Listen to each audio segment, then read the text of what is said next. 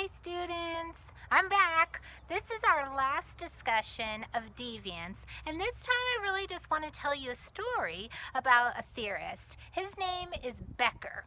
Becker, when he was a young sociologist, he was curious why some people are labeled as deviant and other people aren't.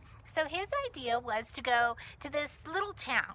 And in this little town, it was like one of those cliche places where there was like a good side of the track and a bad side of the track. And in this little town, the people there, they called the kids on the good side of town the Saints.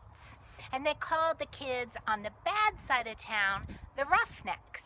Now, of course, everybody in town assumed or thought that the kids, the Roughnecks, the ones on the bad side of town, were the ones committing most of the crimes in their little community.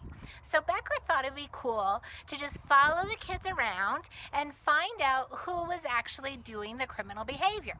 So that's what he did. He followed the kids around, then he really just kept track. So every time he saw somebody do something that was illegal or criminal or deviant, he would just make a little check mark, right?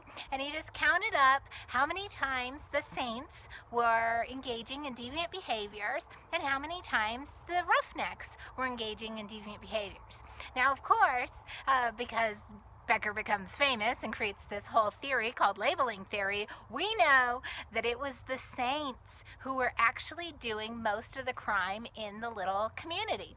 So Becker, he tabulated everything, and he actually got the town together. And he wanted to tell all the parents, he wanted to tell everybody what he had discovered, that the Saints were actually the ones doing most of the deviant or criminal behavior. So Becker does this. He creates a little community forum. He tells everybody in town, hey, guess what? It's the Saints that are doing most of the criminal behavior. Now the problem is that the people in town, they don't believe Becker. They say, no, you must have got it wrong. Those Roughnecks, they're sneaky. They probably tricked you, or whatever the excuses they created. They didn't believe Becker.